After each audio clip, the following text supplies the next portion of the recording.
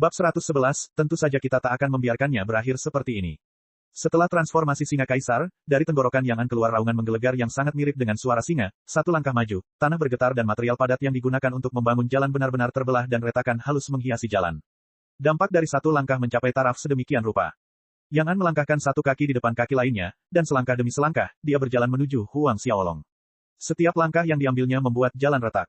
Momentum yang kuat menekan ke bawah dan kerikil lepas di jalan benar-benar memantul dan jatuh sesuai dengan irama Yang An. Seperti seekor singa kaisar perkasa yang keluar dari hutan kuno, turun dari singgasananya, perlahan-lahan mendekati mangsanya. Huang Xiaolong menyaksikan Yang An mendekat dengan ekspresi tenang di wajahnya. Tepat di depan mata orang banyak, Huang Xiaolong melepaskan ki pertempurannya dan cahaya hitam yang menyilaukan berputar dari bawah, aura pembantaian yang mengerikan menyebar dari tubuhnya, dan pada saat yang sama, kedua mata Huang Xiaolong berubah menjadi merah dan sepasang sayap iblis hitam yang paling hitam muncul dari punggungnya. Transformasi fisik yang tiba-tiba ini mengejutkan semua orang di sekitarnya. Teknik kultivasi macam apa ini? Aura pembantaiannya sangat mengerikan. Kekuatannya benar-benar meningkat pesat. Kuat sekali. Kerumunan itu pecah dalam keributan diskusi, dan semua orang merasakan peningkatan tajam dalam kekuatan Huang Xiaolong, dan bahkan ada tanda-tanda Yang An, yang telah berubah menjadi tubuh singa kaisar, sedang ditekan.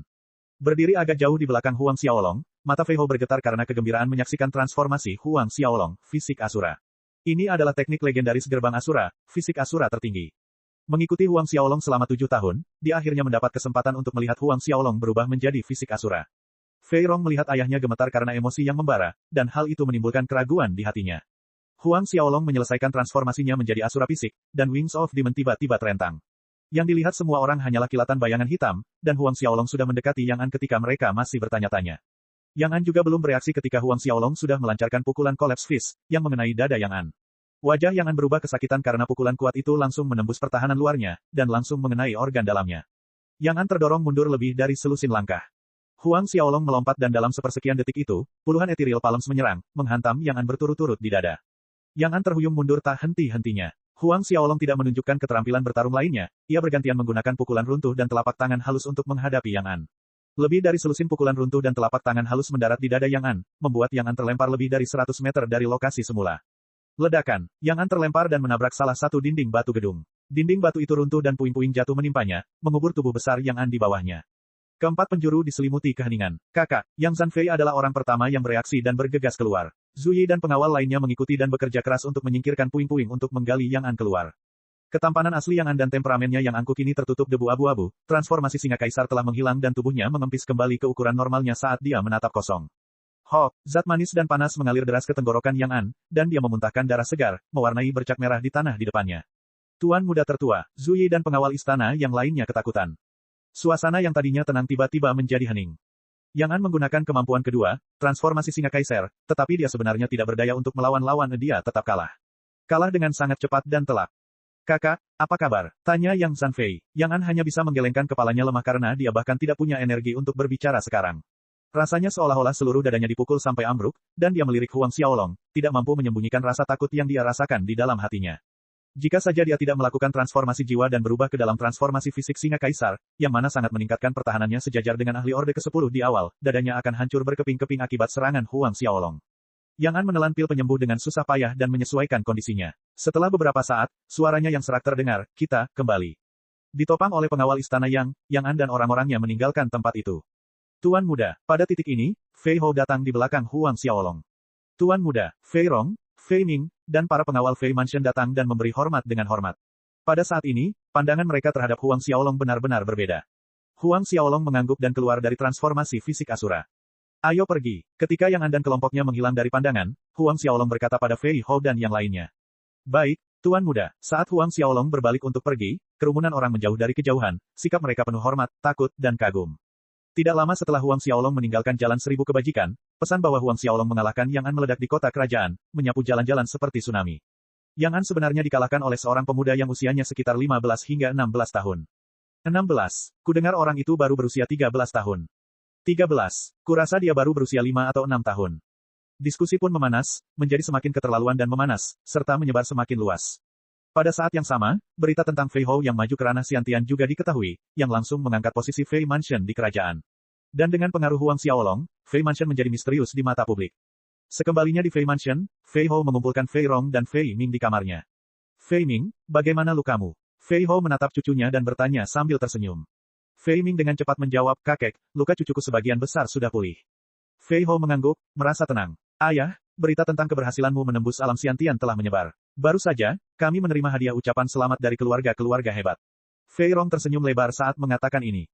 Keluarga-keluarga super itu tidak mengungkapkan apapun ketika pernikahan Fei Ming diumumkan, tetapi sekarang setelah berita tentang Fei Hou yang baru saja kembali benar-benar melangkah ke alam Xiantian tersebar, sudah 7 hingga 8 keluarga super mengirimkan hadiah ucapan selamat mereka.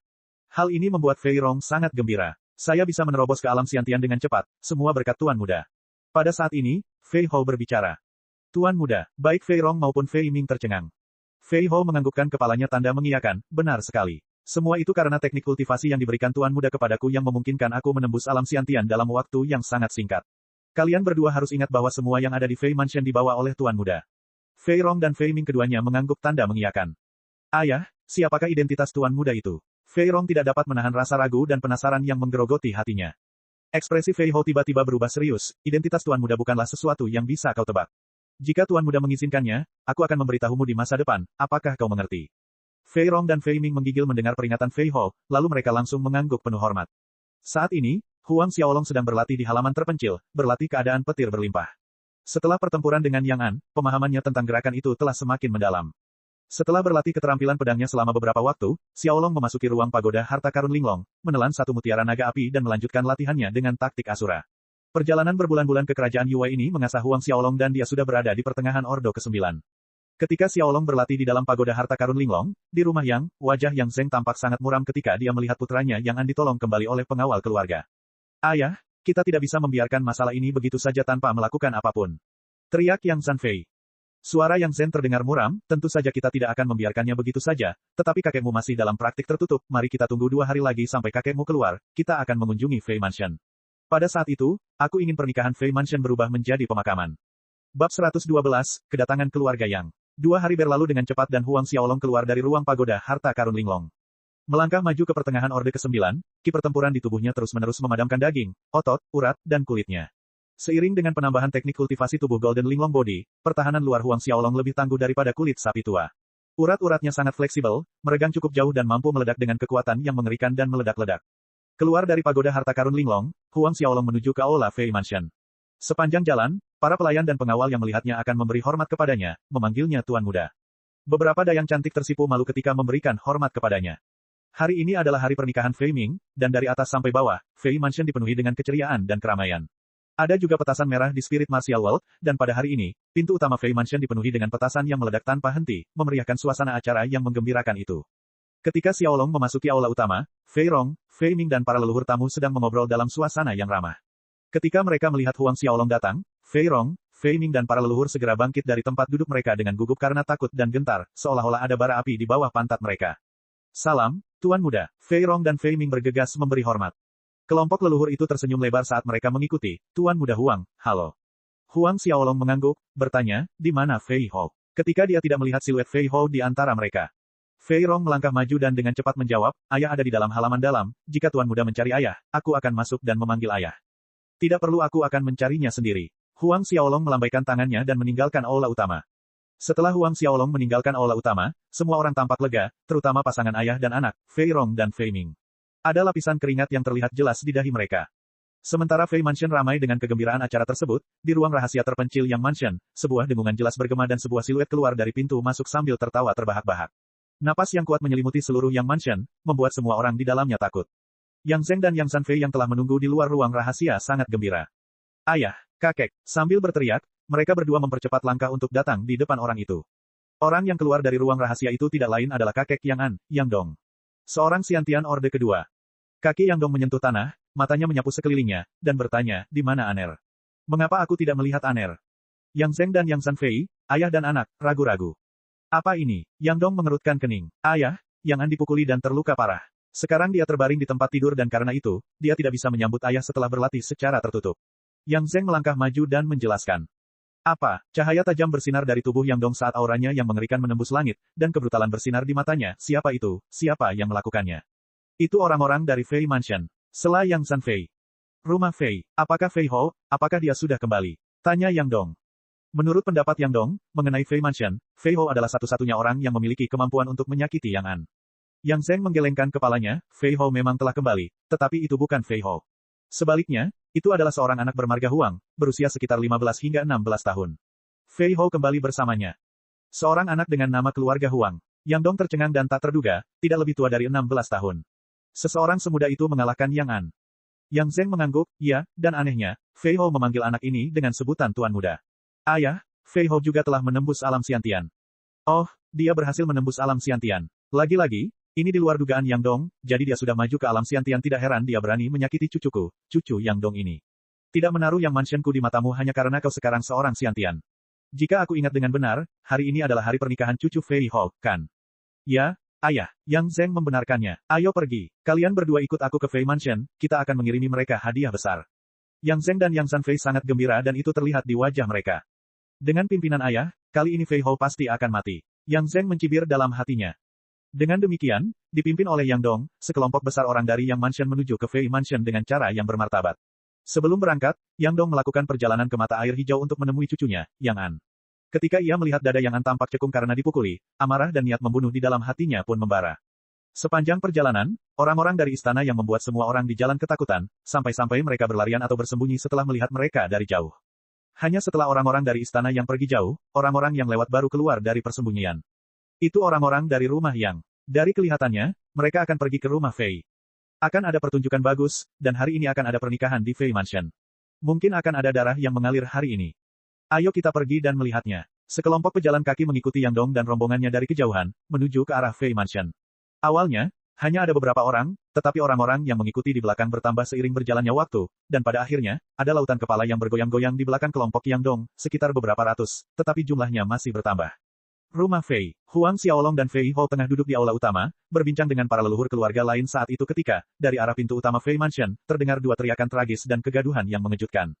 Pada saat ini, seorang pengawal Fei Mansion yang ketakutan berlari ke aula utama, dia dengan cepat berkata ke arah Fei Hou, Tuan tua, orang-orang dari Yang Mansion ada di sini, Yang Dong memimpin mereka. Yang Dong, para leluhur yang datang ke pesta pernikahan terkejut. Yang Dong mewakili ahli Xiantian Orde kedua. Terlebih lagi, Yang Dong dikenal karena sifat protektifnya. Suatu kali, putra seorang adipati memukuli pengawal istana Yang dan Yang Dong ini benar-benar pergi ke istana adipati secara langsung untuk meminta penjelasan. Ia bahkan membiarkan pengawal itu memukuli putra adipati hingga setengah mati, dan meskipun adipati mengadu kepada raja, namun, masalah itu dibiarkan begitu saja dan tidak terselesaikan. Kali ini, yang terluka adalah cucu kesayangan Yang Dong, Yang An. Kali ini, Yang Dong datang, kemungkinan besar. Dia akhirnya datang. Ekspresi Fei Hou berubah dingin, dia telah mempersiapkan kedatangan Yang Dong selama 2 hari terakhir. Tuan muda, Fei Hou berbalik untuk melihat Huang Xiaolong. Ayo kita keluar dan lihat, kata Huang Xiaolong sambil berdiri. Fei Rong, Fei Ming, dan para leluhur semuanya berdiri, mengikuti Huang Xiaolong dan Fei Hou keluar dari aula utama. Sesampainya di pintu masuk utama, yang menyambut mereka adalah lapangan yang penuh dengan penjaga Fei Mansion yang terluka, dan di depan pintu masuk, beberapa penjaga Fei Mansion sedang bertarung dengan penjaga Yang Mansion dengan ki pertempuran yang bersilangan di udara. Yang Dong, Yang Zeng, dan para ahli Yang Mansion berdiri menonton di samping. Kedua ujung jalan dipenuhi oleh banyak penonton. Saat Fei Hou keluar, tatapan Yang Dong jatuh pada tubuhnya dan percikan api menyala ketika mata Fei Hou dan Yang Dong bertabrakan. Setelah beberapa saat, Yang Dong mengalihkan pandangannya ke Huang Xiaolong. Matanya berkilau seperti bilah tajam dan niat membunuh meledak. Ketika Fei Hou, Huang Xiaolong dan yang lainnya keluar, para penjaga dari kedua belah pihak berhenti dan mundur ke samping. Kemudian, Yang Dong dan Yang Zeng melangkah ke depan. Pang, kau bajingan bermarga Huang itu. Yang Dong menatap Huang Xiaolong dengan dingin, aku tidak peduli apa identitasmu, karena kau telah melukai cucuku, kau harus membayar harganya. Permintaanku tidaklah tidak masuk akal, selama kau bersedia memotong kedua lenganmu, aku bisa menyelamatkan hidupmu. Kemudian, Yang Dong menatap Fei Hou, jika tidak, kau tidak hanya akan mati hari ini, bahkan seluruh Fei Mansion akan dikubur bersamamu. Bab 113, pergi karena malu. Yang Dong baru saja selesai berbicara namun Fei Hou sudah bergerak. Sebelum ada yang sempat berkedip, Fei Hou sudah berada di depan Yang Dong. Sebuah tinju melesat keluar, melesat melintasi angkasa dan kekuatan dahsyat itu membuat jantung Yang Dong menegang. Dia dengan cepat memukul tinjunya sendiri untuk melawan Fei Hou. Ledakan memekakkan telinga terdengar, dan dua siluet terlempar kembali akibat benturan. Xiantian Orde kedua, mata Fei Hou penuh dengan penghinaan, Yang Dong, kau dan cucumu Yang An itu sama saja, otak kalian terbuat dari pantatmu. Otak terbuat dari pantat, Yang Dong bingung sejenak. Namun, orang banyak yang menonton dari jalan luar tertawa terbahak-bahak. Orang-orang dari Yang Mansion memiliki ekspresi jelek di wajah mereka. Ketika orang banyak tertawa, suara itu menyentak Yang Dong kembali ke dunia nyata, tepat saat kemarahan Yang Dong hendak meledak, Huang Xiaolong tiba-tiba melambaikan tangannya, kepung mereka semua, jangan biarkan satu pun lolos. Saat suara Huang Xiaolong jatuh, siluet-siluet berubah. 5 hingga 600 penjaga terlihat berlarian keluar dari Fei Mansion dalam pengepungan terhadap para penjaga Yang Mansion. Meskipun Yang Dong membawa banyak pengawal kali ini, jumlahnya paling banyak hanya 300 orang. Menurutnya, dengan mengandalkan kekuatan Xiantian Second Order-nya, dia sendiri bisa menghancurkan seluruh Fei Mansion. Tidak masalah jika Fei Hou telah menerobos ke ranah Xiantian karena Fei Hou bukanlah lawannya. Tapi, pukulan tadi, seolah-olah kekuatan Fei Hou adalah bunuh aku. Yang Dong melotot ke arah para penjaga Fei Mansion yang mengepungnya dan berteriak dengan marah. Kemudian, cahaya yang menyilaukan keluar dari tubuhnya saat dia memanggil roh bela dirinya. Semangat bela diri Yang Dong sebenarnya adalah sebuah botol hitam besar. Botol hitam ini tingginya lebih dari belasan meter, dan dari atas ke bawah berwarna hitam pekat kecuali beberapa pola rahasia merah aneh yang berkilauan menyeramkan, memberikan perasaan menyeramkan seperti hantu. Jiwa Yang Dong langsung berubah saat roh bela dirinya terwujud. Permukaan kulitnya berubah menjadi hitam seperti botol hitam roh bela dirinya, seolah-olah dilapisi dengan lapisan cat hitam, dan pada saat yang sama, kabut hitam menari-nari di sekelilingnya, memungkinkan Yang Dong bersembunyi di dalam substansi kabut hitam. Yang Dong melesat dan muncul di hadapan Fei Hou sesaat kemudian. Sebuah lengan hitam tiba-tiba melesat keluar dari kabut hitam pekat, mengincar dada Fei Hou, namun, Fei Hou sudah siap. Dengan kilatan perak, semangat bela dirinya keluar dan berubah menjadi sungai perak yang berputar-putar di tubuh Fei Hou untuk bertahan, menghalangi serangan musuh. Setelah menghalau serangan musuh, sungai perak terus berputar di sekitar Fei Hou, membesar dan semakin kuat di setiap putaran. Pada saat yang sama, bola ki pertempuran yang menyelimuti Fei Hou membesar diameternya, memancarkan atmosfer yang lebih kuat. Penguatan semangat bela diri. Setelah Fei Hou menerobos ke alam Xiantian, penguatan semangat bela dirinya meningkat dari 5 kali lipat menjadi 7 kali lipat. Merasakan perbedaan dalam kekuatan Fei Hou setelah penguatan semangat bela diri, wajah Yang Dong berubah drastis, kabut hitam tebal yang melindunginya tiba-tiba meluas, bergulung-gulung seperti awan hitam yang marah, memancarkan aura yang membuat jantung berdebar-debar. Telapak awan hitam, jejak telapak tangan hitam raksasa terbang keluar dari tengah kabut hitam, melayang di udara. Fei Hou melompat, tinju yang menghancurkan hati. Sebuah tinju menghantam, menembus ruang dan menghantam telapak awan hitam. Sebuah telapak tangan dan sebuah tinju meledak dalam tabrakan itu. Yang Dong bertarung melawan Fei Hou, dan di bawah mereka, pertarungan berbeda terjadi antara pengawal istana Fei dan pengawal istana Yang.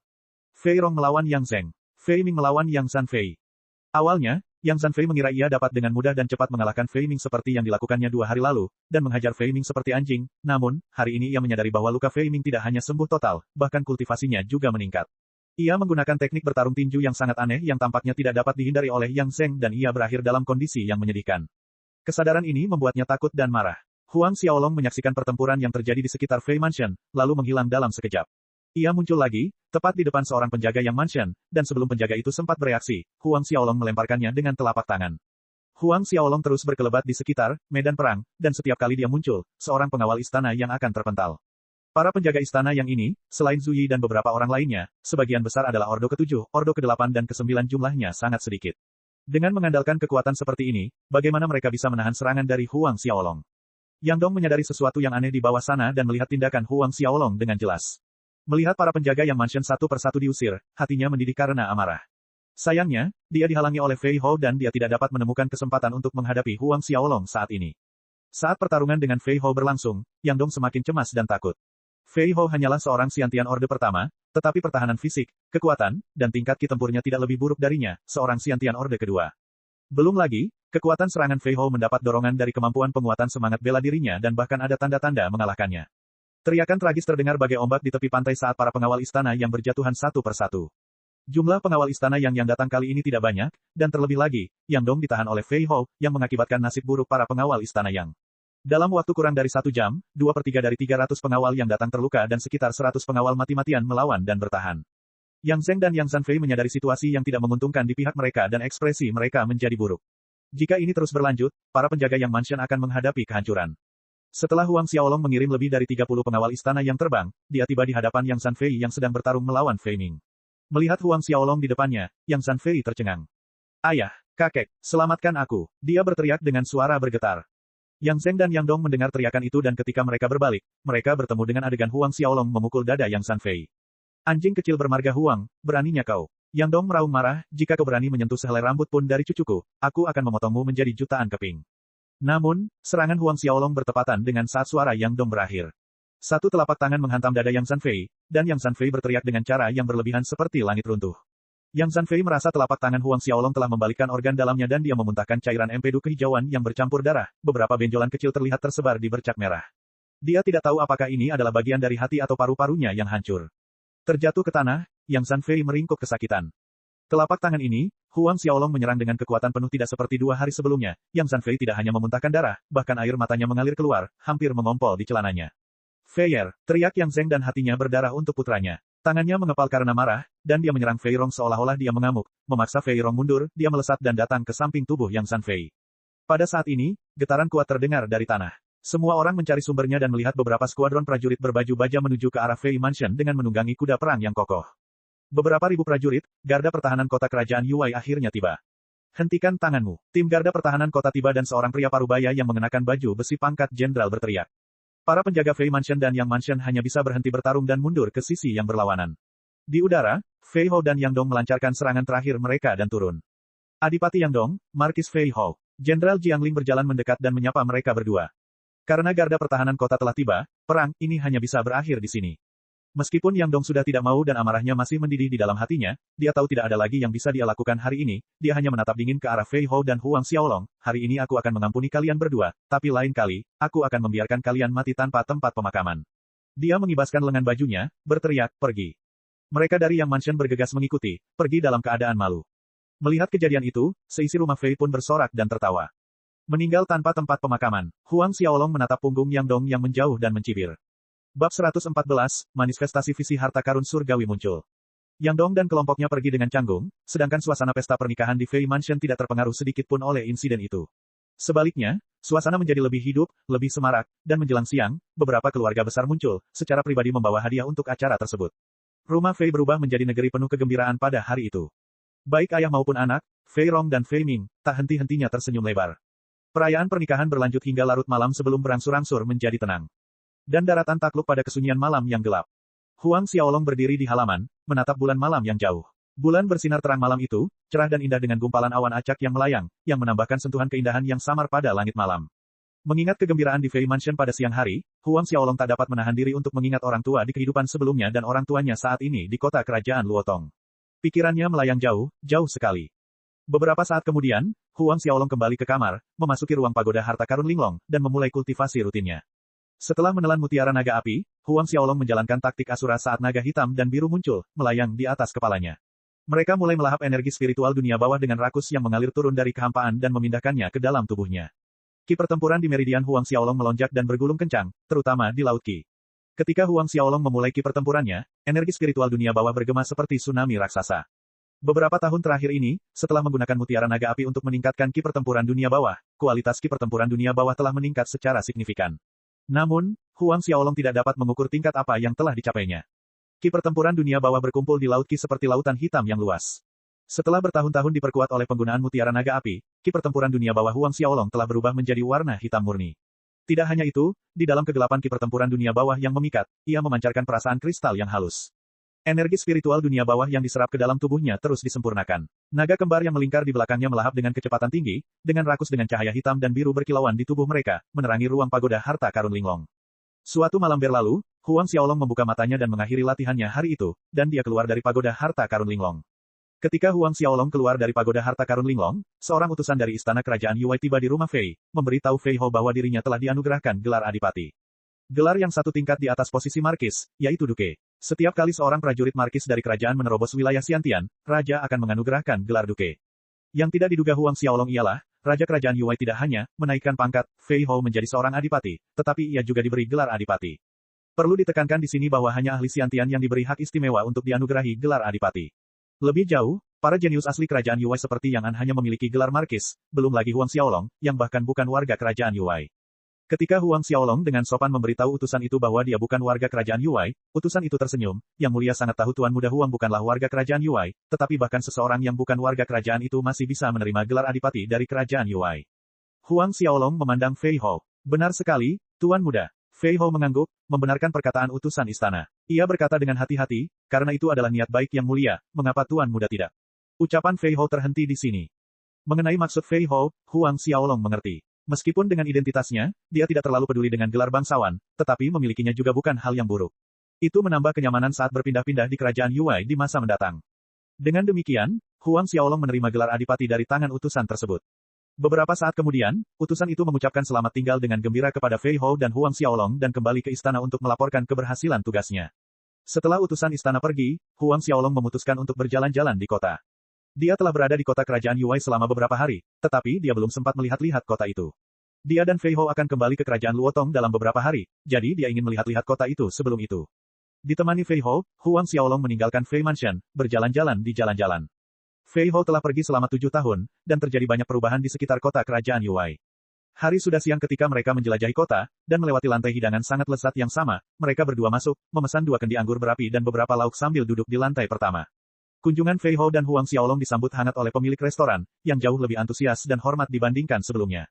Fei Hou maju ke alam Xiantian sementara Huang Xiaolong mengalahkan Yang An, dan berita ini telah sampai ke telinga sang bos. Terakhir, ketika mereka hendak pergi dan ingin membayar, sang bos dengan tegas menolak mengambil koin emas mereka, dan berkata bahwa tidak masalah kapan Huang Xiaolong dan Fei Hou datang karena pengeluaran mereka tidak akan dipungut biaya. Karena itu adalah keramahan dari sang bos, mereka berdua tidak menolak. 3 hari pun berlalu dengan damai. Selama 3 hari ini, selain berlatih di dalam ruang pagoda harta karun Linglong, Huang Xiaolong akan melatih ilmu pedang asuranya di salah satu halaman Fei Mansion. Badai neraka, air mata asura, murka Raja Neter, dan keadaan petir yang berlimpah terus-menerus diperlihatkan oleh Huang Xiaolong, dan tangisan pilu disertai sambaran petir dan gemuruh guntur bergema dari halaman rumahnya. Pada hari ini, Huang Xiaolong tengah berlatih ilmu pedang asura di halaman ketika tiba-tiba, sebuah gempa bumi dahsyat mengguncang tanah dengan kuat selama sedetik. Huang Xiaolong terkejut, dan getaran itu terjadi lagi. Hiasan gunung batu di halaman hancur berantakan di lantai taman. Gempa kuat terjadi 5-6 kali sebelum berhenti sama sekali. Kemudian, di cakrawala yang jauh, semburan api yang menyala muncul entah dari mana, melemparkan bayangan bara api di langit dan memancarkan panas yang membakar ke 4 arah seperti gelombang pasang yang bergulung-gulung. Orang-orang kerajaan Yuwai tercengang menyaksikan pemandangan yang luar biasa ini di langit. Saat gelombang panas menghantam kota kerajaan Yuwai, suhunya meningkat drastis, membuat semua orang merasa seperti jatuh ke dalam tungku panas. Ini, mata Huang Xiaolong menyipit. Namun, pada titik ini, gelombang panas surut secara tiba-tiba seperti datangnya, lebih cepat dari pasang surut sore hari. Dalam sepersekian detik perubahan itu, Huang Xiaolong menyadari bahwa pagoda harta karun Linglong di tubuhnya bergetar hebat seolah-olah ada sesuatu di arah itu yang menariknya. Namun, pada saat yang sama, Huang Xiaolong merasakan pagoda harta karun Linglong bergetar di intinya, perasaan takut seolah-olah sedang menghadapi keberadaan yang membuatnya takut. Kota kerajaan yang ramai menjadi tenang. Tak lama kemudian, Fei Hou masuk ke halaman Huang Xiaolong dan melapor, "Tuan muda, Raja telah menetapkan bahwa kota ini ditutup dan tidak seorang pun diizinkan masuk atau keluar dari kota ini." Kota dikunci. Huang Xiaolong terkejut. Dalam keadaan normal, hanya ketika sebuah kerajaan menghadapi krisis, kota kerajaan akan dikunci. Mungkin ini ada hubungannya dengan penglihatan di langit tadi. Pikiran Huang Xiaolong berkecamuk dan dia bertanya, "Fei Hou, apa pendapatmu tentang penglihatan tadi?" Fei Hou merenung dalam diam sejenak sebelum menjawab dengan sungguh-sungguh, harta karun yang lahir seharusnya bisa menyebabkan pemandangan seperti yang baru saja kita lihat. Kelahiran sebuah harta karun. Huang Xiaolong memikirkan reaksi aneh pagoda harta karun Linglong, mungkin, itu adalah harta karun surgawi yang akan segera muncul. Dan jika tebakannya benar, itu pasti harta karun yang memiliki peringkat lebih tinggi di daftar harta karun surgawi daripada pagoda harta karun Linglong yang dimilikinya. Hanya penjelasan ini yang masuk akal sehingga menyebabkan pagoda harta karun Linglong bergetar tadi. Harta karun surgawi. Harta karun surgawi yang kedudukannya melebihi pagoda. Sebuah cahaya berkedip di mata Huang Xiaolong, dan dia menarik napas dalam-dalam. Dilihat dari penglihatan sebelumnya yang dipadukan dengan respon pagoda harta karun Linglong, dapat dipastikan bahwa sebuah harta karun surgawi akan segera muncul di sini. Dia tidak menyangka bahwa perjalanan dadakan ke kerajaan Yuwai akan membuatnya menjumpai harta karun yang tengah lahir. Bab 115, harta karun surgawi akan segera muncul. Fei Hou, pergi dan tanyakan tentang masalah ini. Huang Xiaolong menoleh ke arah Fei Hou dan memberi perintah pelan, nyaris tak terdengar. Awalnya, Huang Xiaolong memutuskan untuk menghabiskan beberapa hari di sini dan kemudian kembali ke kerajaan Luotong. Namun sekarang, setelah mengalami kejadian seperti itu, ia hanya bisa menunda perjalanan pulang untuk sementara waktu.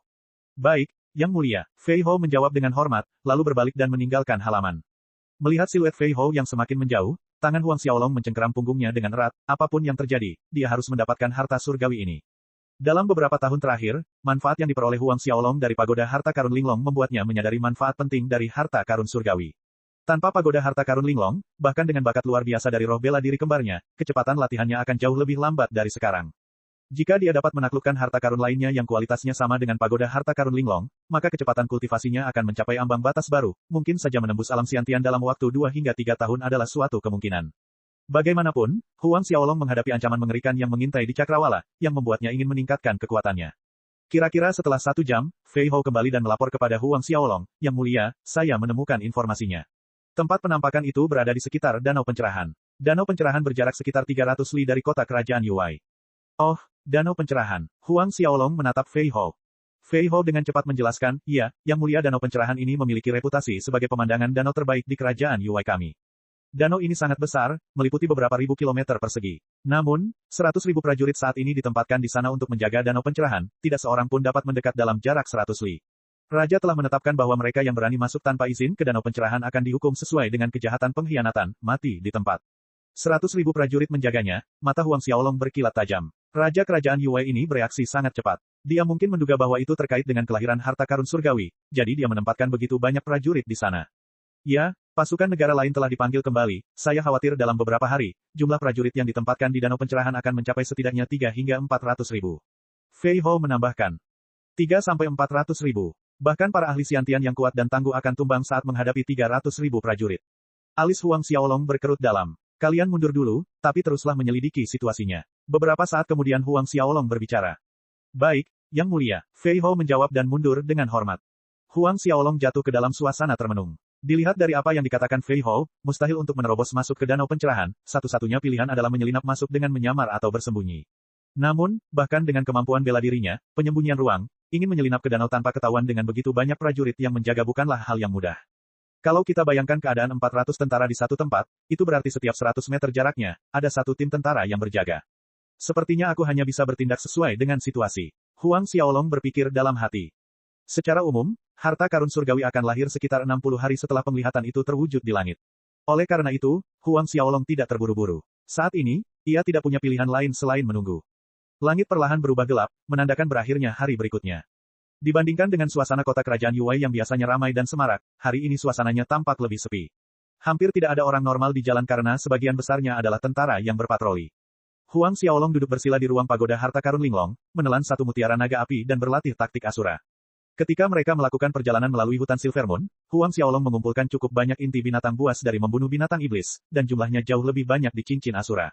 Dia tidak perlu khawatir kehabisan persediaan tanpa melakukan perjalanan ke hutan Silvermoon, jumlah inti binatang buas di dalam cincinnya cukup untuk bertahan selama 1 tahun. Malam telah berlalu, dan Huang Xiaolong keluar dari pagoda harta karun Linglong keesokan paginya, dan tiba di halaman, dia mulai berlatih ilmu pedang Asura, telapak tangan halus, dan tinju runtuh. Di tengah-tengah pelatihannya, Fei Hou datang. Melaporkan kepada Huang Xiaolong, dia mengatakan bahwa rumor tentang harta karun besar yang muncul di dekat danau pencerahan telah menyebar ke seluruh kota kerajaan dan kota-kota di dekatnya. Mendengar ini, banyak ahli mulai bergegas ke daerah danau pencerahan, tetapi kebanyakan dari mereka ditangkap oleh tentara yang berpatroli, dan pertempuran pun pecah. Selain beberapa ahli Xiantian yang berhasil melarikan diri, para pelanggar lainnya dibunuh di tempat oleh para tentara. Mendengarkan laporan Fei Hou, Huang Xiaolong mengangguk, dia diam-diam senang di dalam hatinya. Seperti yang dia duga, berita tentang harta karun besar yang muncul di danau pencerahan telah menyebar. Dia percaya bahwa seiring rumor menyebar lebih jauh dan lebih luas, jumlah ahli yang akan menuju danau hanya akan meningkat, dan pada saat itu, situasinya akan menjadi lebih kacau. Di tengah kekacauan itulah terletak kesempatannya. Huang Xiaolong menanyakan beberapa pertanyaan kepada Fei Hou tentang keadaan sekitar dan situasi danau pencerahan dan meminta Fei Hou untuk terus mengawasi semuanya. Beberapa hari telah berlalu sejak saat itu. Setiap hari, Fei Hou akan datang sekali untuk melaporkan situasi terkini danau pencerahan kepada Huang Xiaolong. Segalanya terjadi persis seperti yang diprediksi Huang Xiaolong, 1 orang menyebarkan berita itu ke 10 orang, 10 orang menyebarkannya ke 100 orang, 100 orang menyebarkannya ke ribuan orang. Berita tentang harta karun besar yang muncul di danau pencerahan telah menyebar, dan seluruh kerajaan Yuwei telah mengetahuinya, dan para ahli bergegas datang dari jauh dan dekat ke kerajaan Yuwei. Para ahli dari berbagai pasukan mencari cara untuk menyelinap melewati para prajurit ke danau pencerahan untuk memeriksa situasi. Seiring bertambahnya jumlah ahli, konflik antara pasukan ini dan para prajurit yang berjaga menjadi lebih sering dan intens. Tekanan pada pasukan semakin berat seperti gunung. Huang Xiaolong mengizinkan Fei Hou mundur. Dengan kecepatan ini, dalam waktu tidak lebih dari setengah bulan, pasukan tetangga akan tiba.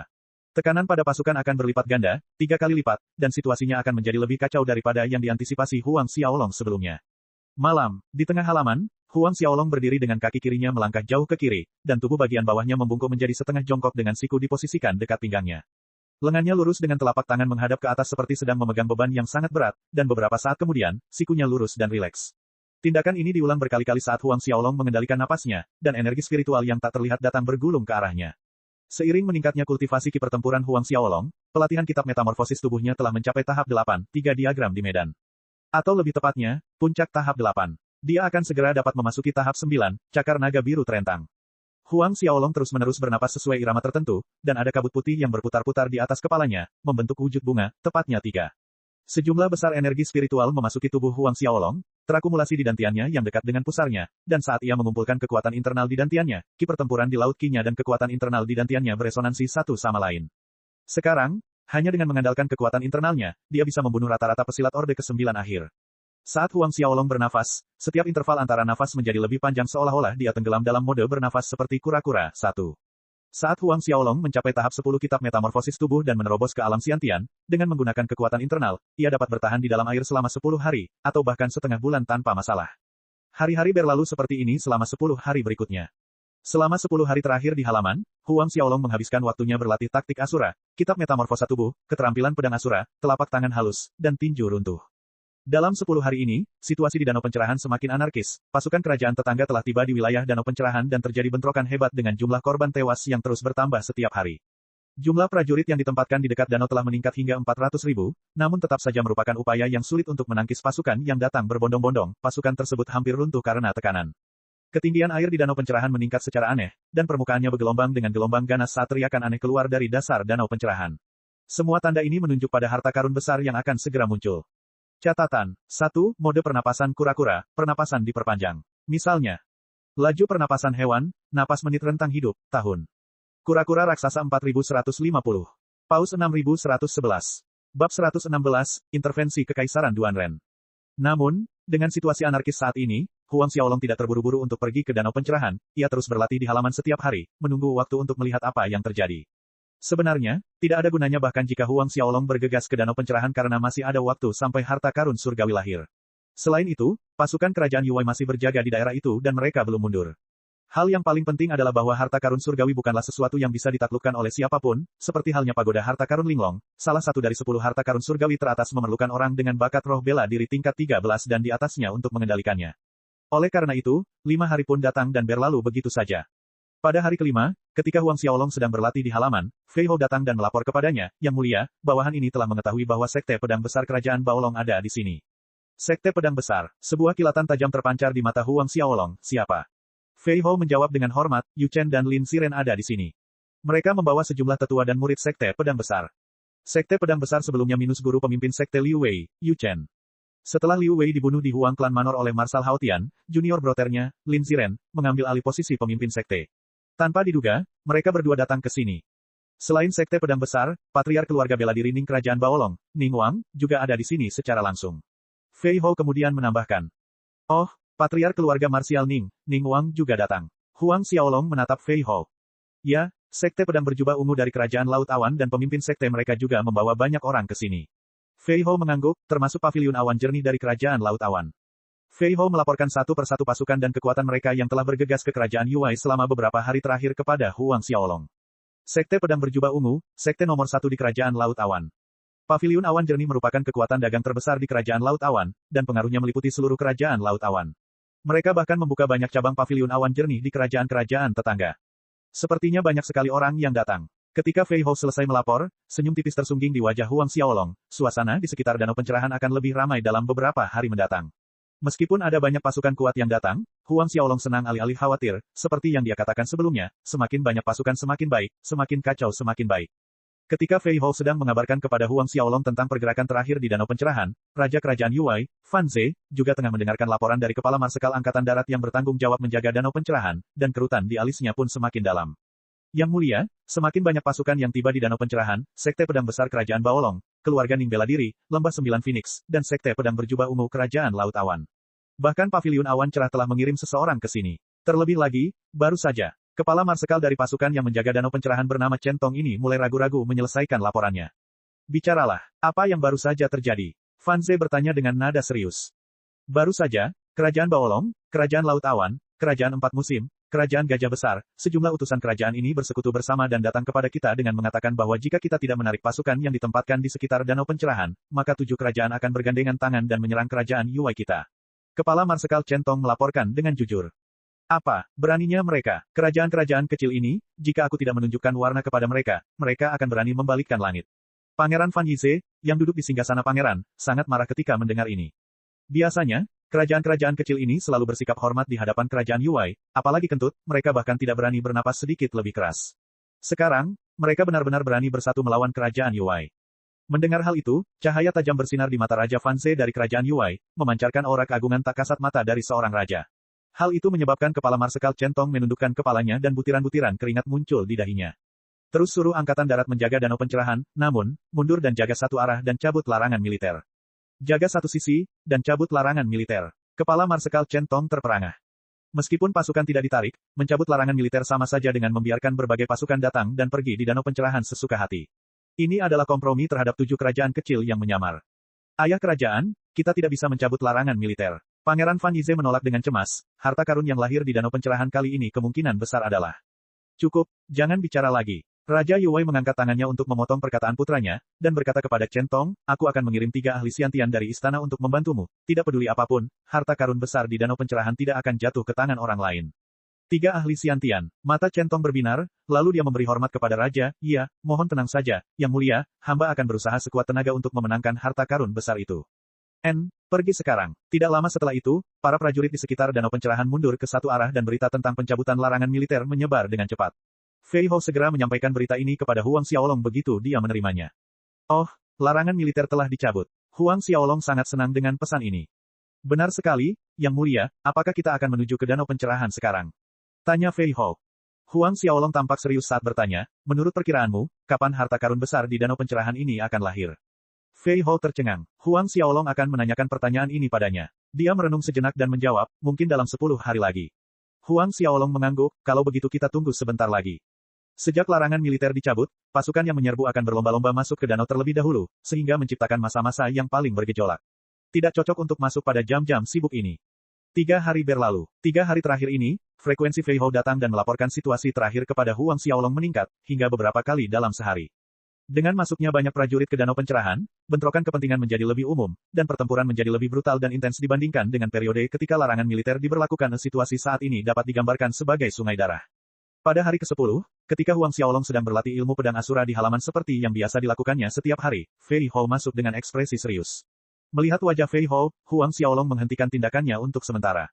Yang Mulia, saya baru saja mendapat kabar bahwa Kekaisaran Duanren mengirim seseorang ke sana. Berhenti di depan Huang Xiaolong, Fei Hou melaporkan informasi baru ini. Kekaisaran Duanren. Hati Huang Xiaolong berdebar kencang, dia sangat terkejut mendengar berita itu. Tetapi, Kekaisaran Duanren terletak lebih dari 1 juta li jauhnya dari sini, bahkan dengan mempertimbangkan kecepatan seorang ahli alam suci, hampir tidak mungkin bagi mereka untuk mencapai kerajaan Yuwei dari Kekaisaran Duanren dalam waktu 1 bulan. Meski begitu, orang-orang dari Kekaisaran Duanren telah tiba. Apa yang telah terjadi? Klan Kekaisaran Duanren menggunakan artefak ruang waktu tingkat Sein. Mengetahui keraguan di hati Huang Xiaolong, Fei Hou menjelaskan lebih lanjut. Artefak ruang waktu tingkat suci. Ini adalah pertama kalinya Huang Xiaolong mendengar hal seperti itu. Fei Hou mengangguk tanda setuju, ya, artefak ruang waktu ini adalah alat terbang yang dibuat oleh para ahli alam Sein. Alat ini dapat terbang melalui ruang angkasa dan dengan kecepatan tinggi juga. Namun, di seluruh Kekaisaran Duanren, hanya klan Kekaisaran yang memilikinya. Huang Xiaolong mengerutkan kening erat. Dia tidak menyangka klan Kekaisaran Duanren akan memiliki artefak ruang waktu seperti ini. Dengan campur tangan Kekaisaran Duanren dalam masalah ini, segalanya menjadi lebih rumit. Apakah ada ahli alam Sein di antara mereka? Tanya Huang Xiaolong. Fei Hou menggelengkan kepalanya, aku masih belum bisa memastikan apakah ada ahli alam suci saat ini, tapi sudah dipastikan bahwa pangeran kedua Kekaisaran Duanren ada di sini, Duan Wuhen. Duan Wuhen. Huang Xiaolong memandang Fei Hou. Ya, Duan Wuhen ini memiliki bakat tertinggi di antara banyak pangeran dan putri Kekaisaran Duanren, yang paling disukai oleh Kaisar Duanren. Fei Hou melaporkan, hanya berkultivasi selama 200 tahun, dia sudah menjadi ahli Xiantian Ordo ke-9. Ordo ke-9 Xiantian. Meskipun Ordo Xiantian ke-9 bukanlah alam suci, namun keberadaannya sangat dekat dengan alam suci yang mengerikan. Lalu, apakah kamu tahu apa semangat bela diri Duan Wuhen ini? Huang Xiaolong mengajukan pertanyaan lain. Bab 117, Duan Wuhen. Sambil menggelengkan kepalanya, Fei Hou berkata, tidak seorang pun tahu seperti apa semangat bela diri Duan Wuhen, konon dia tidak pernah menunjukkan semangat bela dirinya di depan umum. Huang Xiaolong merenungkan masalah itu, tidak seorang pun tahu tentang semangat bela diri Duan Wuhen, atau dia harus mengatakan orang-orang yang tahu sudah mati, dibungkam oleh Duan Wuhen. Jadi, tidak seorang pun di dunia luar memiliki petunjuk tentang semangat bela dirinya. Akan tetapi, Duan Wuhen ini dapat berkultivasi hingga tingkat ke-9 Xiantian hanya dalam kurun waktu 200 tahun, jadi tidak diragukan lagi bahwa tingkat semangat bela dirinya tidak rendah. Kelas 12, atau, melihat Huang Xiaolong tengah berpikir keras, Fei Hou tidak berani bersuara untuk menyela. Yang Mulia, apa yang harus kita lakukan sekarang? Beberapa saat kemudian, Fei Hou bertanya dengan hati-hati dengan suara rendah. Huang Xiaolong tersadar dari lamunannya, bersiaplah, kita akan berangkat ke danau pencerahan besok. Meskipun campur tangan Kekaisaran Duanren menambahkan variabel yang tidak diinginkan pada situasi tersebut, Huang Xiaolong bertekad untuk mendapatkan harta karun surgawi yang muncul di danau pencerahan. Ini kesempatan baginya, hanya dengan tambahan harta surgawi ini dia dapat menerobos ke alam Xiantian dengan kecepatan tercepat, dan itu merupakan kartu truf lain melawan kakak seniornya Chen Tianqi. Fei Hou menanggapi perintah Huang Xiaolong dengan hormat dan mundur dari halaman. Setelah Fei Hou pergi, Huang Xiaolong memasuki ruang pagoda harta karun Linglong, menelan mutiara naga api, dan melanjutkan latihan. Gunung Arksan, dekat Danau Pencerahan. Pegunungan itu memeluk danau pencerahan di dadanya, dan Gunung Arksan adalah gunung tertinggi dan terbesar di sekitarnya. Di puncak Gunung Arksan berdiri seseorang yang mengenakan jubah kuning keemasan tua dan tampak seperti pria parubaya berusia 30-an. Ada 8 naga kuat yang tampak hidup disulam di jubah kuning gelapnya. Pria parubaya itu berdiri di sana dengan tenang dengan kedua tangan di belakang punggungnya, melihat ke arah danau pencerahan di depannya. Berdiri di puncak Gunung Arksan, seseorang dapat melihat seluruh danau dalam sekejap. Walaupun lelaki setengah baya itu hanya berdiri diam di sana, sebuah momentum yang luar biasa keluar dari tubuhnya, memancarkan aura kebangsawanan yang tak kasat mata, seseorang yang berada di atas yang lain, seakan-akan dia adalah langit di atas sana dan segala sesuatu berada di kakinya. Pada saat ini, sekelompok orang mencapai puncak Gunung Arksan dari kaki gunung, dan mereka menghentikan langkah mereka 10 meter dari pria parubaya berjubah kuning itu. Masing-masing memiliki ekspresi hormat di wajah mereka saat mereka memberi hormat. Kami para menteri yang rendah hati memberi hormat kepada Yang Mulia Pangeran Kedua. Di tengah-tengah kelompok orang ini, Raja Kerajaan Yuwei, Fan Ze, adalah salah satunya. Orang-orang ini berasal dari Kerajaan Yuwei dan juga utusan dari kerajaan tetangga. Kerajaan Yuwei, Kerajaan Baolong, dan yang lainnya yang telah bersumpah setia kepada Kekaisaran Duanren. Itulah sebabnya meskipun Fan Ze adalah raja suatu kerajaan, mereka juga merupakan rakyat Kekaisaran Duanren. Ketika sekelompok orang ini mendengar kedatangan Duan Wuhen di Danau Pencerahan, semua orang bergegas ke sana untuk memberikan penghormatan. Duan Wuhen hanya berdiri dengan kedua tangan tergenggam di belakangnya, sebuah suara apatis melayang bersama angin sepoi-sepoi, bangun. Terima kasih banyak, Yang Mulia Pangeran Kedua. Fan Ze dan semua orang mengucapkan terima kasih dengan hormat dan perlahan berdiri. Meskipun aku ada di Danau Pencerahan, kalian semua tidak perlu khawatir, ketika harta karun besar itu muncul dalam beberapa hari ke depan, aku akan mengizinkan kalian semua untuk bergabung dalam pertarungan. Duan Wuhen mengumumkan. Mendengar kata-kata itu, semua orang dalam kelompok itu diam-diam merasa senang dalam hati mereka, ini adalah pertanyaan yang paling mereka khawatirkan. Terima kasih banyak, Yang Mulia Pangeran Kedua. Duan Wuhen melambaikan tangannya, kalian semua bisa pergi sekarang. Setelah menerima perintah untuk pergi, sekelompok orang itu mundur dan meninggalkan gunung. Ketika semua telah pergi, ahli yang mengikuti Duan Wuhen dari Kekaisaran, Sun Liang, berjalan menghampirinya sambil berkata, Yang Mulia Kaisar, Anda membiarkan mereka bertarung demi harta karun itu pada saat itu, bukankah? Wajah Duan Wuhen yang tenang tampak tenang, memangnya kenapa kalau aku membiarkan mereka mencoba peruntungan mereka? Apakah menurutmu harta karun surgawi adalah sesuatu yang bisa ditaklukkan oleh para badut ini? Membiarkan mereka memiliki secercah harapan bukanlah hal yang buruk, masih ada waktu 10 tahun lagi sampai pemilihan murid Dewa Templar. Harta karun surgawi Danau Pencerahan ini hanya bisa menjadi milikku. Sun Liang berkata, ketika harta karun surgawi lahir, hanya Yang Mulia Kaisar yang memiliki kemampuan untuk menaklukkannya, dan 10 tahun kemudian, Yang Mulia Kaisar pasti akan terpilih sebagai murid Dewa Templar. Duan Wuhen mengangguk, matanya menatap cakrawala yang jauh. Langit berangsur-angsur menjadi gelap saat malam mulai turun dan surut lagi saat pagi tiba. Ketika cahaya pertama menyingsing, Huang Xiaolong mengakhiri latihannya dan keluar dari ruang pagoda harta karun Linglong. 1 bulan latihan terfokus telah meningkatkan kekuatan Huang Xiaolong berlipat ganda sekali lagi, sedangkan jurus keadaan petir berlimpah kini jauh lebih mematikan dibandingkan saat digunakan untuk mengalahkan Yang An. Keluar dari pagoda harta karun Linglong, Huang Xiaolong melihat bahwa Fei Hou sudah menunggunya. Huang Xiaolong dan Fei Hou meninggalkan Fei Mansion dan langsung menuju ke arah Danau Pencerahan. Selain Fei Hou, Huang Xiaolong tidak membawa 1 orang pun, semakin banyak orang yang mereka bawa dalam perjalanan ini, semakin banyak perhatian yang tidak perlu yang akan mereka tarik. Larangan militer di Danau Pencerahan dicabut dan darurat militer di kota kerajaan Yuwei juga dicabut. Keduanya meninggalkan kota dengan lancar. 2 jam kemudian, mereka tiba di Danau Pencerahan. Berdiri di depan danau biru kehijauan yang jernih, Huang Xiaolong merasa agak menyesal.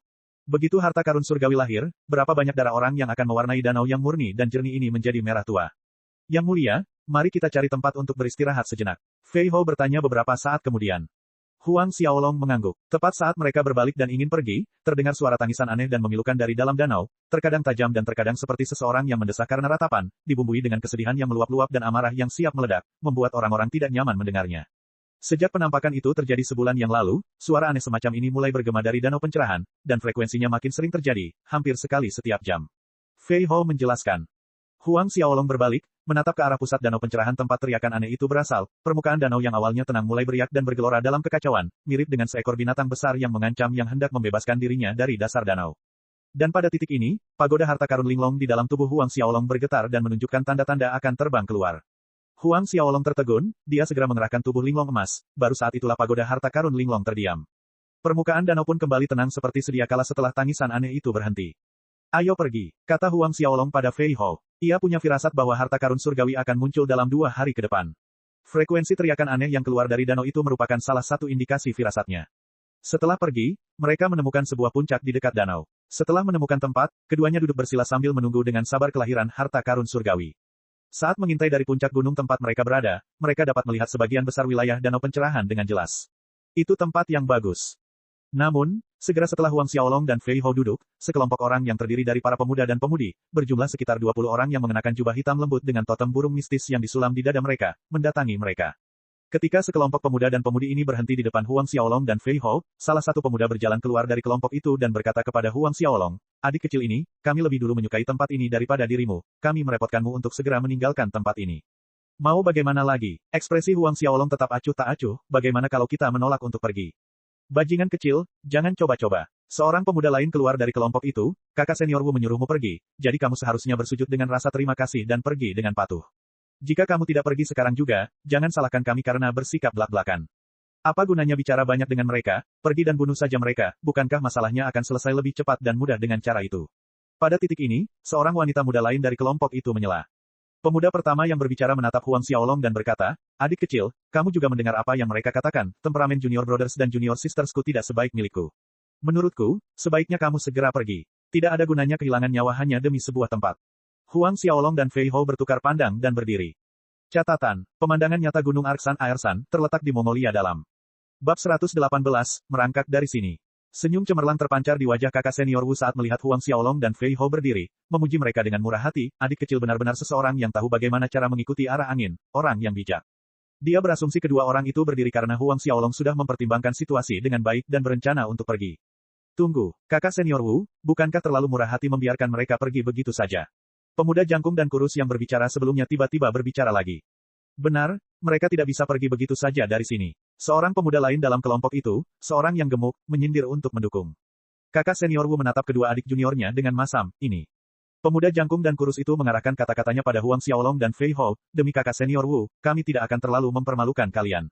Bagaimana dengan ini, kalian berdua bisa pergi tetapi kalian harus merangkak lewat sini. Kemudian, dia berdiri di tengah jalan dan merentangkan kakinya, satu jari menunjuk ke bawah selangkangannya.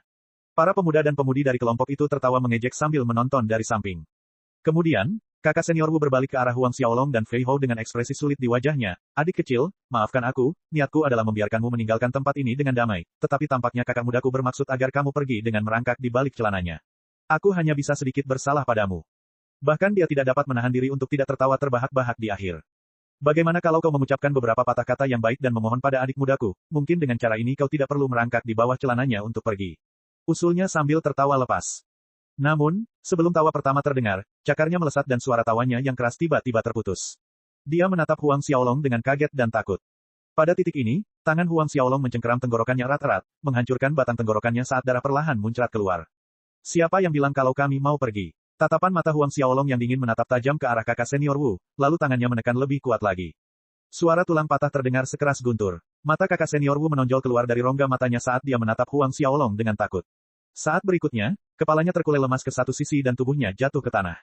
Sekelompok anak muda itu menatap dengan linglung saat Huang Xiaolong menghancurkan tenggorokan kakak senior Wu. Tawa mereka menghilang, kejadian itu terlalu tiba-tiba.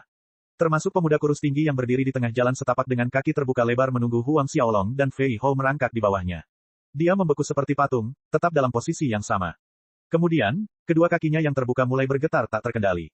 Dalam sepersekian detik tubuh lembut kakak senior Wu jatuh ke tanah, Fei Hou di belakang Huang Xiaolong melesat, dan dalam sekejap mencapai pemuda jangkung dan kurus itu.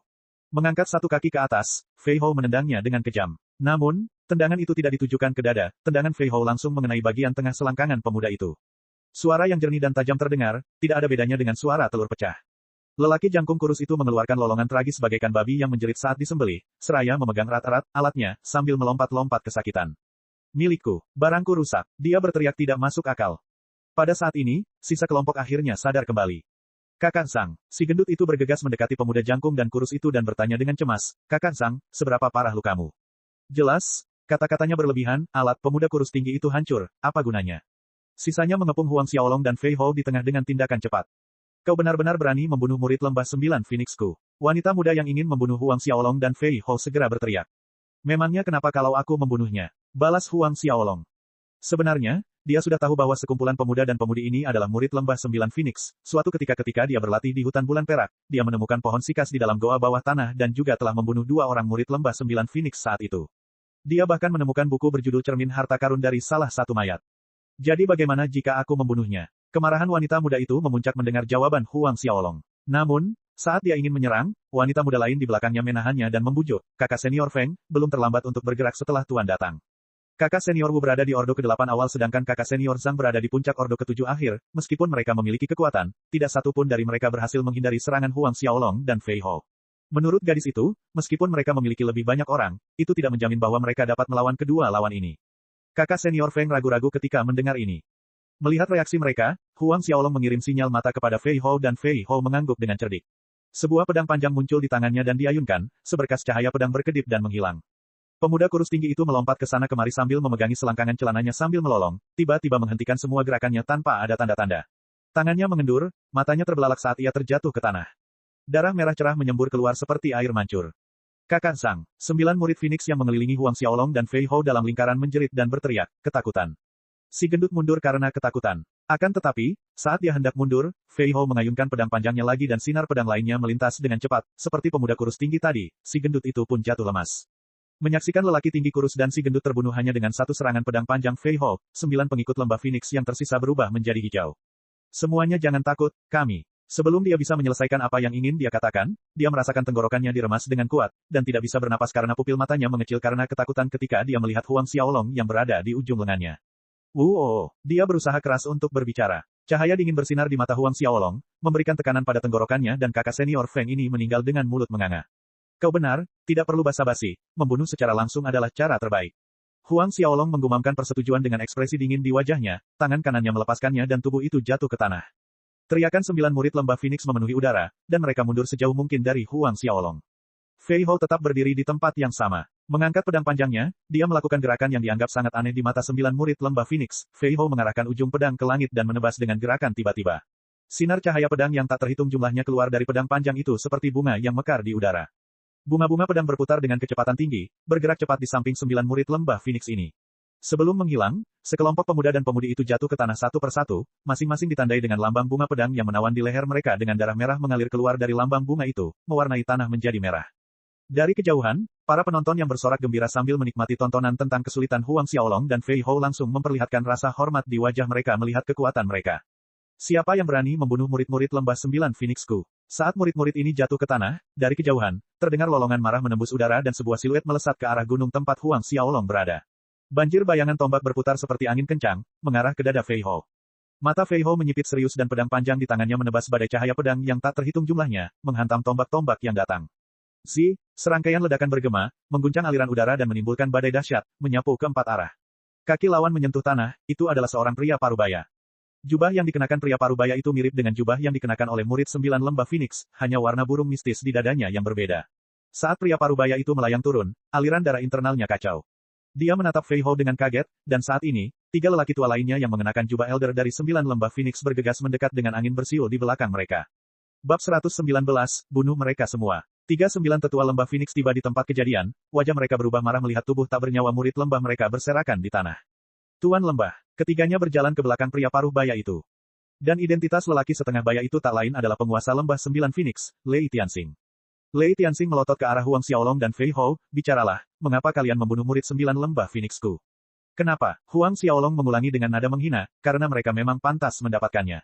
Wajah keempat orang itu menjadi gelap, tampak muram. Tuan lembah, bunuh mereka. Niat membunuh memuncak di salah satu mata tetua. Tatapan mata Lei Tianxing tetap terfokus pada Huang Xiaolong dan Fei Hou, lalu dia berkata, kalian urus anak itu. Sebuah jari menunjuk ke arah Huang Xiaolong.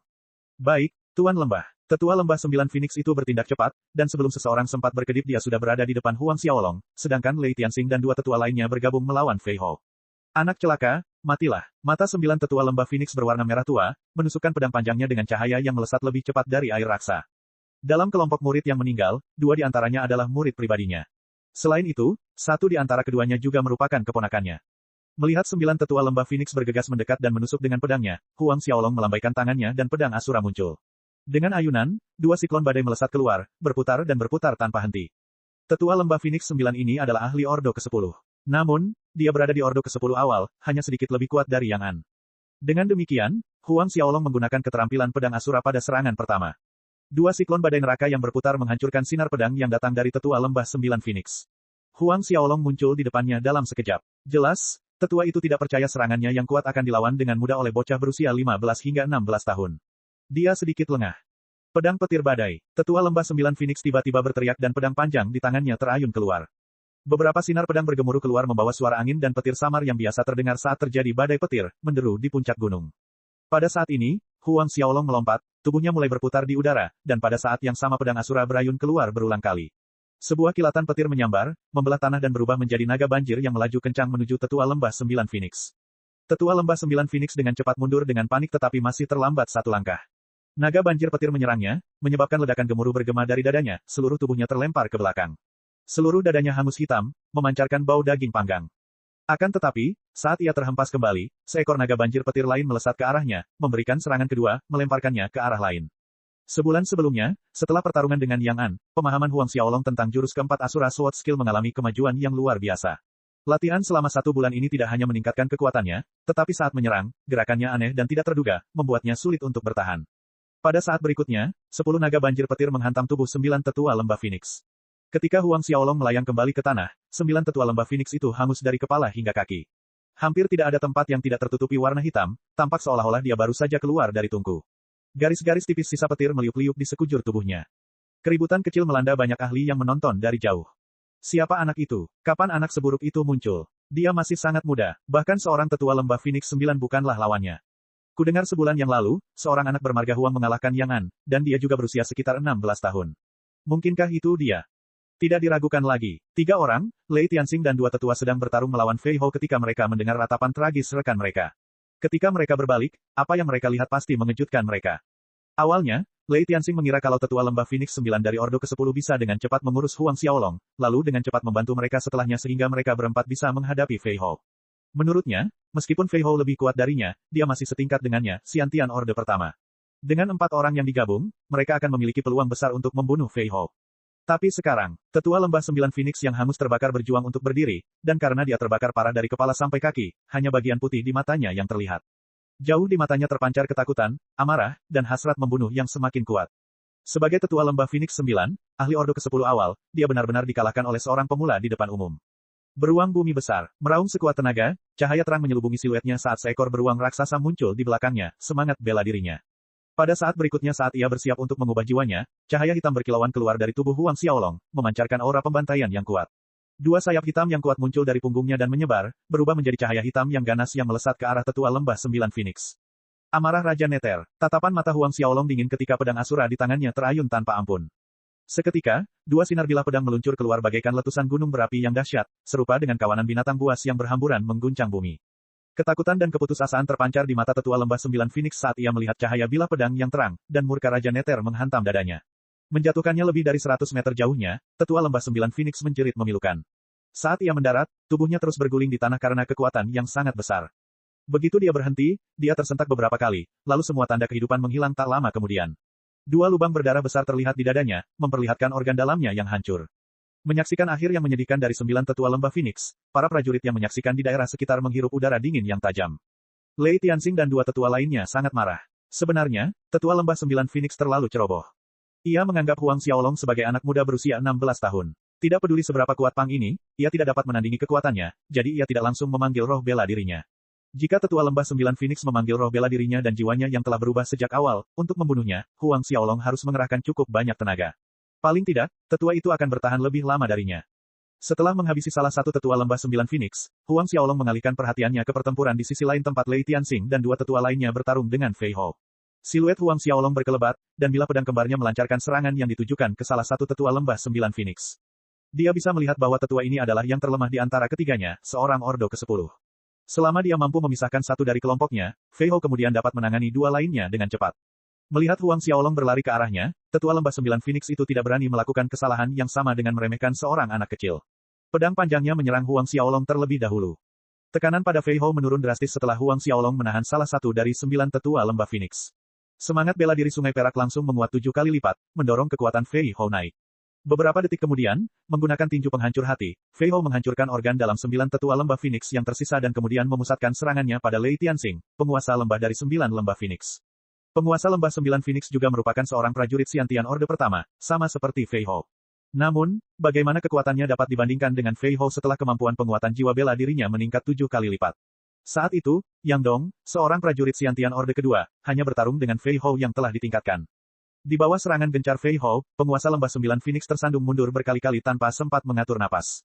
Dia ingin menyerukan gencatan senjata, tetapi karena terus dihujani serangan oleh Fei Hou, tidak ada waktu untuk berbicara. Beberapa saat kemudian, Lei Tianxing terhuyung canggung setelah menerima pukulan penghancur hati dari Fei Hou. Berhenti, teriak penguasa lembah 9 Phoenix dengan nada mendesak. Namun, Fei Hou sudah mengangkat pedangnya, menunjuk ke langit, dan menebas ke arah Lei Tianxing. Satu demi satu sinar pedang yang mekar bermekaran di udara, menyapu tubuhnya. Tindakan 9 penguasa lembah Phoenix terhenti. Bab 120, Binatang Roh. Penguasa lembah 9 Phoenix melirik ke lokasi tempat bunga pedang itu melintas. Lambang bunga bermekaran satu demi satu di sekujur tubuhnya, menyebabkan darah menyembur keluar darinya. Penguasa lembah Phoenix 9 memuntahkan seteguk darah segar dari mulutnya. Lututnya melunak karena kekuatannya berkurang, jatuh ke tanah dalam posisi berlutut. Hingga saat ini, dia merasa sulit untuk percaya bahwa dia akhirnya kehilangan nyawanya di sini, mati di tangan seorang Xiantian First Order, seseorang dengan tingkat kekuatan yang sama seperti dirinya. Katakan padaku, apa nama jurus yang baru saja kau lakukan? Dia menatap Fei Hou dan bertanya, suaranya serak. Bunga kematian. Fei Hou menjawab dengan dingin. Bunga kematian. Penguasa lembah Phoenix 9 mengulang nama itu dalam hati, lalu tubuhnya jatuh ke tanah. Dengan satu gerakan, semua tanda kehidupan menghilang. Melihat ini, tetua lembah 9 Phoenix yang tersisa yang bertarung dengan Huang Xiaolong merasa takut. Setelah mengayunkan serangan kuat dengan pedangnya langsung ke Huang Xiaolong, dia berbalik dan memanfaatkan kesempatan untuk melarikan diri dengan selamat. Melihat tindakannya, Fei Hou mencibir. Memanggil roh bela diri sungai peraknya, roh itu berubah menjadi sungai pedang. Tiba-tiba meliuk keluar seperti air raksa, sungai itu meliputi tubuh tetua lembah 9 Phoenix. Sungai pedang itu membuat lingkaran penuh di sekitar tetua itu, lalu kembali ke sisi Fei Hou, mengambang di belakangnya. Tetua lembah Phoenix 9 jatuh dari udara. Di tengah jalan, kepalanya terpisah dari bahunya dengan darah menyembur keluar saat dua bagian tubuhnya hancur berkeping-keping di tanah.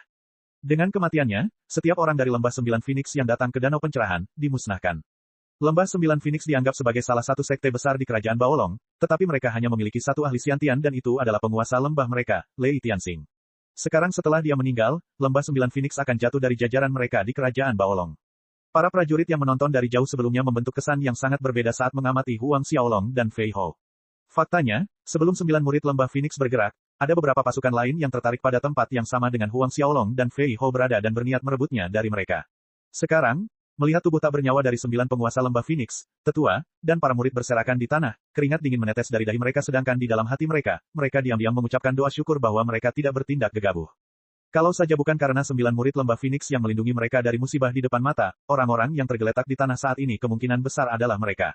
Setelah menyelesaikan masalah lembah 9 Phoenix, Huang Xiaolong dan Fei Hou mengabaikan banyak tatapan terkejut dan takut yang diarahkan kepada mereka. Menemukan tempat bersih lain yang agak jauh, mereka duduk bersila, menunggu. Pertarungan Huang Xiaolong dan Fei Hou dengan lembah 9 Phoenix menarik perhatian orang-orang sekte pedang besar. Mereka menyaksikan pertarungan dari awal hingga akhir. Pada saat ini, orang-orang dari Big Sword menyaksikan dari puncak gunung beberapa ratus meter jauhnya. Yu Chen menoleh ke arah salah satu tetua sekte pedang besar di belakangnya. Anak kecil itu, apakah itu Huang Xiaolong? Sang tetua menjawab dengan hormat, ya, pemimpin sekte tua, dia adalah Huang Xiaolong. Yang satunya lagi bernama Fei Hou, dan pemimpin sekte sebelumnya Liu Wei tewas di tangan kakak senior Fei Hou, Hao Tian. Yu Chen mengangguk. Ekspresi wajahnya menjadi dingin dan suram saat melihat siluet Huang Xiaolong dan Fei Hou. Aku tidak menyangka kekuatan anak ini tumbuh begitu cepat hingga bahkan seorang tetua dari lembah 9 Phoenix tewas di tangannya. Jika ini terus berlanjut, dalam 10 tahun ke depan, bukankah sekte pedang besar kita akan menghadapi kehancuran? Tuan, kalau begitu, dengan memanfaatkan keuntungan saat ini, haruskah kita? Lin Ziren melangkah maju, memberi isyarat dengan tangannya dengan mengusap leher dengan ibu jarinya. Yu Chen merenungkan situasi itu sebentar sebelum menggelengkan kepalanya, menunda, jangan terburu-buru, tunggu sampai harta karun besar itu muncul terlebih dahulu, baru kita cari kesempatan. Apapun yang terjadi, kita tidak boleh membiarkan benih jahat ini meninggalkan danau pencerahan. Dengan kehadiran Fei Hou, membunuh Huang Xiaolong di siang bolong akan menjadi tindakan yang sulit. Karena itu, Yu Chen memutuskan bahwa ketika harta karun besar itu muncul dalam beberapa hari, Fei Hou akan teralihkan dan akan menjadi waktu yang paling tepat. 2 hari berlalu, suara tangisan aneh yang berasal dari danau pencerahan semakin sering terdengar. Hampir setiap setengah jam sekali, suara tangisan aneh itu semakin keras dan keras, disertai dengan fluktuasi hebat di permukaan danau yang tenang, membuat airnya bergelombang dan berdebur. Beberapa puncak yang lebih rendah di sekitar danau pencerahan ditelan oleh naiknya permukaan air selama fluktuasi yang kuat ini. Pada hari ketiga, permukaan air danau pencerahan sebenarnya naik 2 hingga 300 meter, dan terus naik lebih jauh, meskipun perlahan, hingga mencapai sekitar 500 meter sebelum akhirnya berhenti. Namun, kali ini, tidak seperti sebelumnya, air tidak surut. Pada saat yang sama, pilar cahaya cemerlang melesat ke langit dari permukaan danau yang jernih, yang diyakini semua orang sebagai tanda bahwa harta karun besar akan segera muncul. Menyaksikan adegan ini, pasukan yang berkumpul berada dalam keadaan gembira luar biasa. Harta karun besar akan segera muncul. Beberapa orang tidak dapat menahan kegembiraannya dan mereka pun bergegas keluar, menyelam dengan kepala lebih dulu ke dalam danau. Namun, saat orang-orang ini menyentuh air, teriakan memilukan bergema di udara, dan mereka melihat kepala banteng besar muncul dari air. Tanduknya yang bersudut mematikan mencuat dari kepalanya dan menusuk dua tubuh manusia, menusuk dada dan punggung mereka, meneteskan darah merah segar yang merembes ke danau, menodainya menjadi merah. Kepala banteng raksasa ini memiliki sepasang mata merah menyala, dan tubuhnya yang besar mencapai ukuran 5 batu besar jika digabungkan. Monster, cepat lari. Prajurit lainnya yang telah melompat ke danau dan ingin menjelajahi harta karun besar itu ketakutan ketika melihat kepala banteng yang sangat besar. Sambil berteriak ketakutan, mereka lari dari air karena ketakutan. Namun, pada saat ini, kepala banteng raksasa itu membuka mulutnya dan mengeluarkan suara gemuruh yang aneh dan melengking, mengguncang seluruh danau pencerahan. Kekuatan yang sangat kuat keluar dari suara gemuruh itu, menghantam semua prajurit dari berbagai sekte yang hendak melarikan diri. Seakan disambar badai, tubuh mereka terlatih-tatih dan mulai tenggelam ke dalam danau. Pada saat berikutnya, rahang kepala banteng raksasa itu terentang terbuka seperti mulut paus yang terbuka lebar dan membanjiri dengan air sambil menghisap tubuh semua prajurit.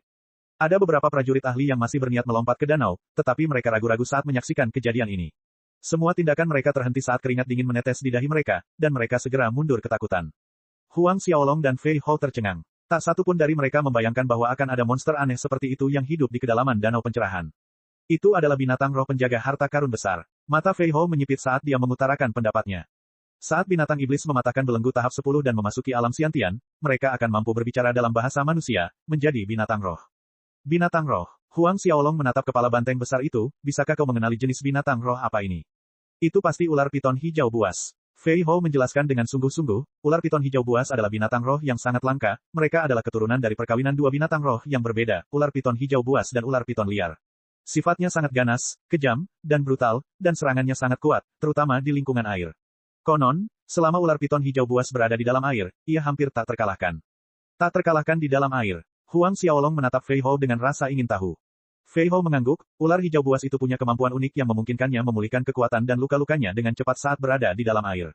Ular di depan kita seharusnya adalah ular Xiantian Orde keempat atau Orde kelima, dan di dalam air, bahkan ular Xiantian Orde keenam manusia pun akan kesulitan membunuhnya. Huang Xiaolong mengamati binatang roh, ular piton banteng hijau liar, apakah binatang itu dapat memulihkan kekuatannya dengan cepat? Ini mirip dengan kemampuan ketiga roh bela dirinya, pemulihan instan. Hanya saja pemulihan instan Huang Xiaolong hanya bisa memulihkan ki pertempurannya yang terkuras saat ini. Setelah menelan tidak kurang dari 20 orang di sekitarnya, kepala besar ular piton banteng hijau buas itu tenggelam kembali ke dalam danau. Keheningan menyelimuti keempat penjuru. Kelompok-kelompok ahli saling bertukar pandang dengan rekan-rekannya, dan tak seorang pun berani masuk ke danau itu lagi dengan gegabah. Tiba-tiba, dari puncak gunung Arksan, siluet manusia terbang turun, berhenti di atas danau pencerahan dalam waktu kurang dari sedetik. Sebuah tinju menghantam, membelah air hingga ke dasar danau. Raungan mengerikan terdengar dari danau, ular piton hijau buas itu tampaknya telah terluka. Sekali lagi, kepala banteng yang besar itu bergegas ke permukaan danau, mulutnya terbuka lebar dalam upaya untuk menelan penyerang manusia itu secara utuh. Namun, orang yang mengambang di atas air itu menghindarinya dengan apa yang tampak seperti gerakan sederhana ke samping sementara dia melancarkan pukulan lain ke ular piton hijau buas itu, mengenai perut bagian bawahnya. Tubuhnya yang besar terlempar keluar, dan danau pencerahan pecah dalam kegemparan lainnya. Cek. Rakan-rakan kultivator sekalian, sebelum retret, sila terus berkultivasi untuk jurus subscribe, like, share dan komentar agar sekte novel Sadim terus berkembang pesat.